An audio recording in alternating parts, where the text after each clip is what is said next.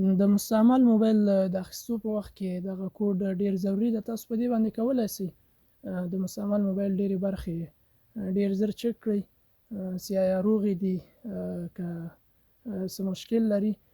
نو دغه سکرین باندې تاسو ته ښکاري دغه کوډ ده ستوری زینه بیا صفر ستوری زینه. دا به تاسو خپل موبایل کې دلته ولیکئ بیا به تاسو دغه اپشنونه راخلاصي. نو دا ټول زه اوس تاسو ته چک کوم له اول نه تر اخر پورې ټول اپشنونه چک کوم او تشریح کوم درته. نو دا ډیر مهم ده کله تاسو یو موبایل مستعمل اخلئ نو دا کوډ پکې ډیر مهم ده. ډیرې برخې په دې باندې چک کیږي تقریبا په دې کې ډیرې برخې دي چې د یو موبایل په دې باندې تاسو چک کولی شئ. تاسو راځو لومړني اپشن ته ریډ.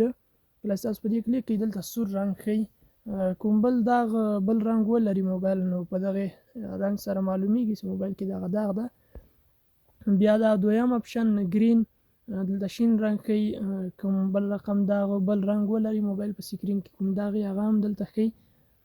بیا دا دریم اپشن بلو دلته هم شین آسماني رنګ ښیي چې کوم بل شین یا تور داغ دلته موجود دي نو دلته په دې سکرین کې تاسو ته ښکاره کوي تاسو یې پیدا کولی شئ. راځو د بل اپشن ته ریسیور. دا تاسو ته هغه اواز چک کوي کله چې تاسو په موبایل کې بل چا سره غږیږئ نو هغه اواز کله تاسو په دې کلیک کوئ که چیرته دغه اواز دلته تاسو واورئ او اواز پکې غوږ ته یې ونیسئ اواز صحیح راځي یا کمزوری راځي نو دغه اواز تاسو معلومولی شئ. کله چې تاسو موبایل کې چا سره غږیږئ دغه د غوږ اواز په دې باندې معلومیږي. اوس په دې ریسیور زه کلیک کوم تاسو ګورئ دلته دغه اواز کوي نو دغه د غوږ اواز چې کوي تاسو په موبایل غوږ ته ونیسئ نو بیا درته دغه اواز ښکاره کېږي چې کمزوری ده رو ده یا د اواز باسي بیخي نه باسي. او ویبریشن دغه بل اپشن ویبریشن په دې باندې لړزه معلوموي د موبایل چې آیا لړزه کوي او که نه. اوس په دې کلیک کوم تاسو ګورئ د موبایل لړزه هم کوي. بیا دغه بل اپشن میګا کیمرا. میګا کیمرا دا د موبایل شاته کامره معلوموي چې آیا روغه ده صفا ده څنګه ده. کله تاسو کلیک کوئ نو د موبایل شاته کامره ښکاره کوي. د بل اپشن ته راځو سنسور د موبایل هغه سیستم چې کوي کله تاسو موبایل غوږ ته ونیسئ دغه د موبایل رڼا بندیږي چا سره په موبایل کې غږیږي او که کله بیرته له غوږ نه لرې کوي نو دغه رڼا بیرته خلاصیږي د موبایل.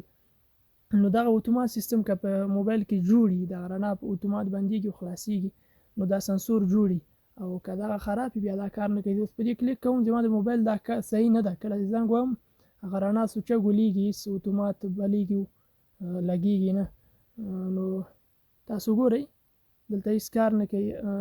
کله چې په دې تاسو کلیک کوئ دا لاس ورنږدې کوي یا غوږ ورنږدې کوي دلته دا شنه علامه راښکاره کوي نو د ما هیڅ شنه علامه نه راښکاره کوي نو دا سیستم د دې خراب ده نو تاسو په دې باندې چک کولی شئ. راځو دا بل اپشن ته ټچ. دا خو ساده خبره دا د موبایل ټچ چې کوي چې تاسو د موبایل کوم ځای کار نه کوي نو هغه تاسو په دې باندې چک کولی شئ. کله چې دا خطونه تاسو ټول دلته ډک کوي دا خانې داسې کش کوي په هر جي باندې کوم جي باندې سکرین کوم ځای کار نه کوي نو هغه دلته بیا کار نه کوي دا خط پې نه کشیږي او دا خانه نه ډکیږي. دریم بل اپشن راځو سپیکر. دا اپشن سپیکر د موبایل ټول سپیکرونه د اواز چې وځي د میوزیک غږ د ویډیو غږ دغه چک کوي چې آیا اواز صحیح وځي که نه. کله تاسو یو ځل پې کلیک کوئ دا لاندیني د سپیکرونه یا پاسني دواړه چک کوي بیا کلیک کوئ یوه د لاندې سپیکر بیا هم داسې کلیک کوي پې بیرته درېږي نو دا سپیکر چک کوي. که چېرته ستاسو د موبایل سپیکر روغ یا اواز وځي نو په دغه سپیکر باندې چک کیږي. او بل سب کی دا اپشن سب کی د موبایل دغه لاندې درې تڼیانې چې بیک بټن ده او دغه منځ کې یو بټن یو دغه چپ اړخ دی دغه درې واړه چک کوي. که چېرته ستاسو په موبایل کې دغه تڼۍ موجود دي اوس دغه ما بندې کړي دي اوس په دې کلیک کوم دا تڼۍ دلته نشته ماته نه کوي بیرته اکزیټ کلیک کوم نو که چېرته دغه تڼۍ د تاسو روغې دلته ښیي په دغه سب کی کلیک کوي هغه تڼۍ چک کېږي چې روغې دي که نه. او بل فرانټ کیمرا په دې اپشن باندې مخامخ کامره چک کېږي. کله چې دا کلیک کوي نو کله چې دا کلیک کوي تاسو نو تاسو ته مخامخ کیمره راړي کتلی شئ څنګه ده. او بل ګریپ سنسور دا اپشن په دې چې کله کلیک کوي تاسو ګورئ دلته ریلیز لیکلی دي. نو دا هغه سیستم د موبایل چې کوي کله تاسو موبایل په جیب کې اچوئ یا موبایل راخلئ کاروئ، کله چې موبایل جیب کې واچوئ هغه نور خپل کار پرېږدي، په خپل سر کار نه کوي، د سکرین درېږي.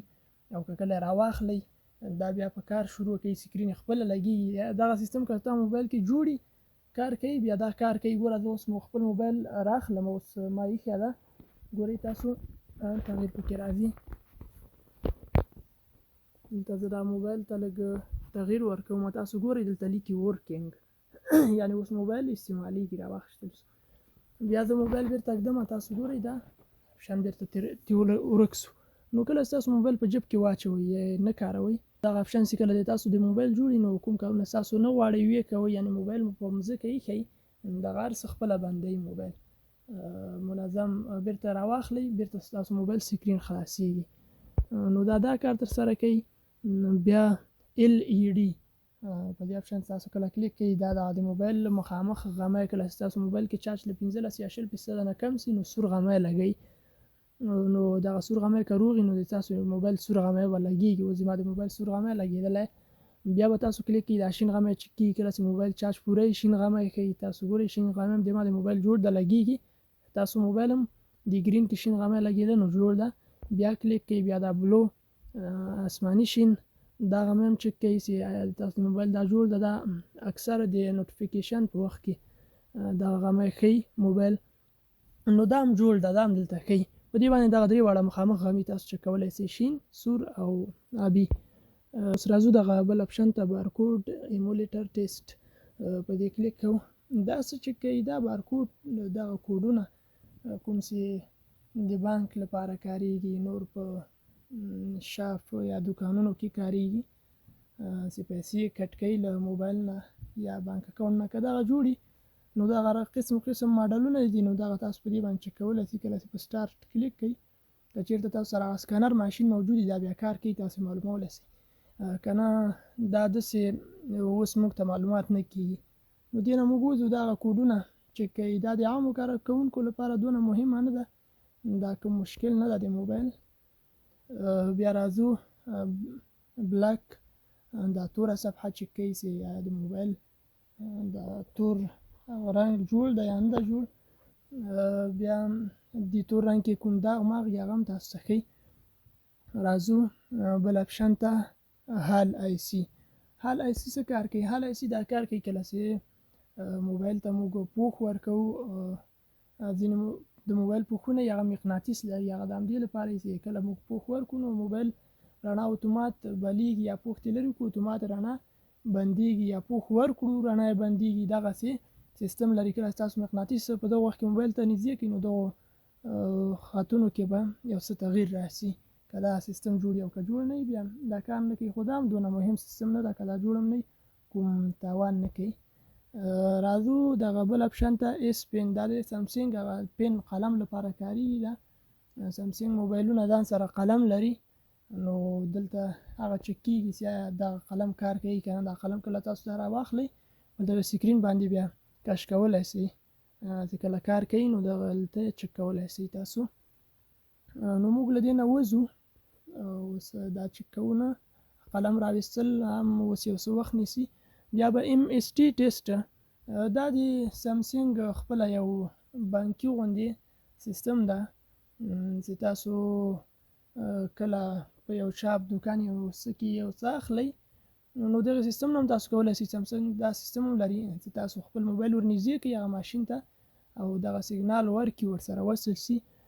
نو دغسې صفحه چې تاسو ته راواړوله نو تاسو 90% باوري شئ چې دغه سیستم د تاسو جوړ ده. خو دا اوس کار نه کوي ځکه هغه ماشین نشته، هغه به تاسو ماشین ته نږدې کوئ بیا کار کوي.